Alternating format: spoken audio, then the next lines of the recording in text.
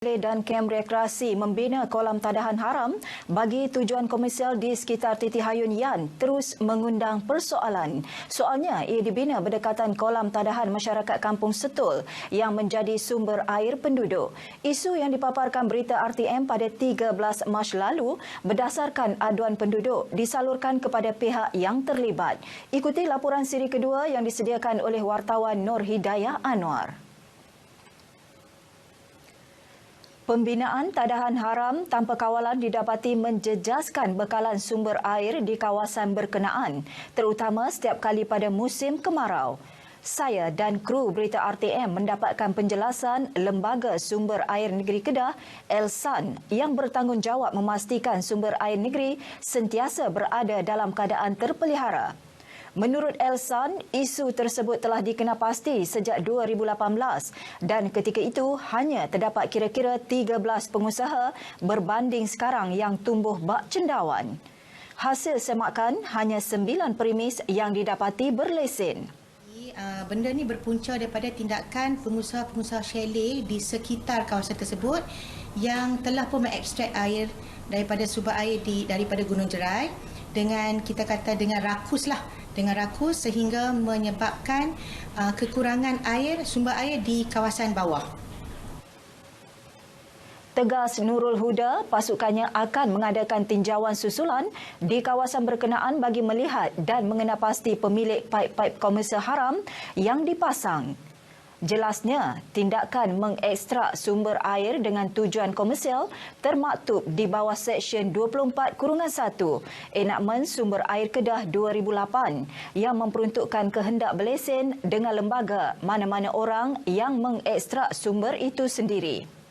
Mereka boleh didenda tidak melebihi RM300,000 atau penjara tidak lebih 3 tahun atau kedua-dua sekali.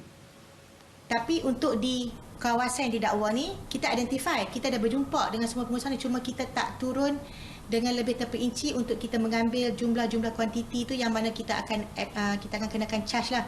Tapi saya rasa tak banyak kot, tak banyak sebab charge lembaga yearly dan selalunya kita tidak akan membebankanlah pengusaha. Cuma dari segi security semua tu perlu dibayarlah. Usaha Elsan untuk melesenkan pengusaha chalet pada 2018 tidak dapat dilaksanakan. Jelasnya, pihak berkuasa tempatan PBT akan menyelesaikan isu berkaitan kebenaran merancang terhad pemilik premis pengusaha terlebih dahulu. Untuk siri akan datang, kami akan dapatkan kenyataan daripada pegawai daerah Yan. Nur Hidayah Anwar, Berita RTM. Ketiadaan pelanggan itu antara keluhan 120 pemandu teksi dan e-hailing di Sungai Petani sejak setahun lalu. Susulan penularan pandemik COVID-19 dan pelaksanaan Perintah Kawalan Pergerakan PKP. Walaupun mereka dibenarkan beroperasi dengan pematuhan SOP, namun kebanyakan pelanggan masih bimbang untuk menggunakan perkhidmatan kenderaan awam berkenaan.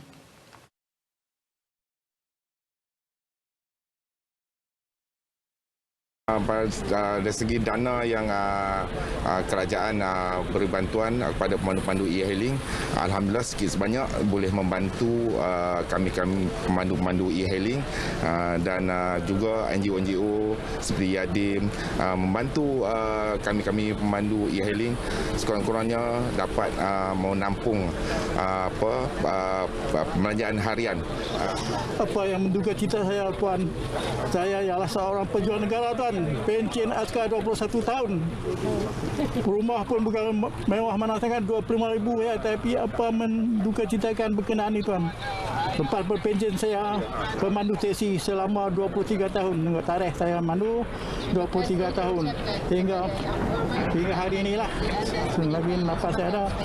Apa yang menduga cita 4,000 ni tak boleh bagi, Tuan. Masalah ni. Geran Prihatin Nasional. Sudah, Tuan, laporan saya hantar. Alasan yang mereka beri, Tuan tak operasi, iaitu 2020, ya memang saya operasi masa mula-mula COVID melanda tu, 18 hari bulan hingga 25 bulan saya tak operasi, memang duduk di rumah lah. Minta, itulah kalau boleh bakul-bakul itu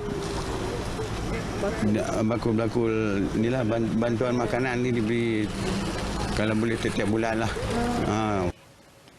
Mereka turut memohon kerajaan menyelaras harga tambang terutama melibatkan kawasan penghantaran luar bandar yang sukar untuk mendapatkan pelanggan ketika perjalanan pulang. Mereka ditemui selepas menerima sumbangan barangan runcit oleh Yayasan Dakwah Islamiah Kedah Yadim. Terdahulu sumbangan disampaikan oleh Adun Tanjung Dawai Hanif Ghazali secara pandu lalu. Bantuan daripada PADIM seramai 120 orang penerima.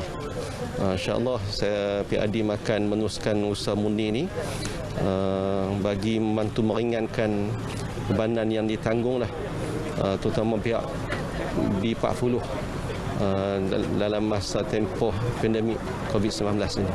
InsyaAllah pihak Yadim memang sepanjang tempoh PKP ini kita menyantuni banyak pihak lah, termasuklah peniaga-peniaga kecil, gunting rambut, e-healing, pelajar-pelajar sekolah, dan insyaAllah pada minggu depan kita akan menyantuni orang asli pula di Ulu Legong insyaAllah.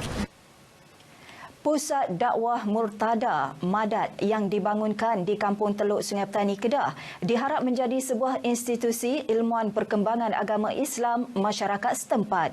Menteri di Jabatan Perdana Menteri Hal Ehwal Agama, Datuk Seri Dr. Zulkifli Muhammad Al-Bakri berkata, pembangunan bersifat holistik, ilmuan dan kehidupan itu akan memberi manfaat kepada pelajar dan penduduk di kawasan berkenaan untuk mempelajari ilmu agama dengan lebih mendalam.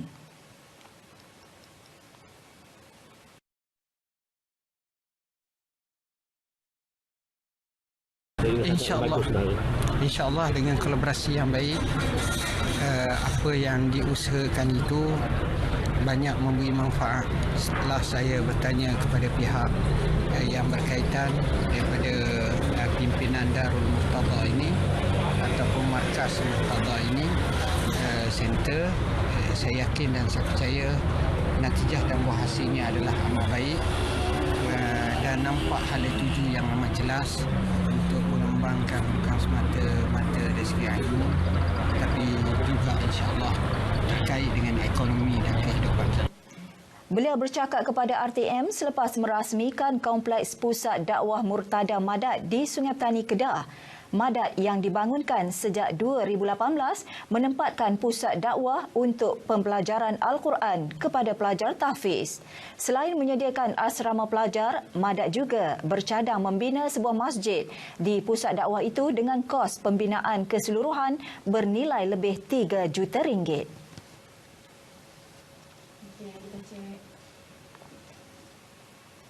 Setakat ini dulu paparan dari Kedah. Saya Siti Zaidah Osman. Kita kembali bersama Nur Lela di Wisma Berita Angkasa Puri.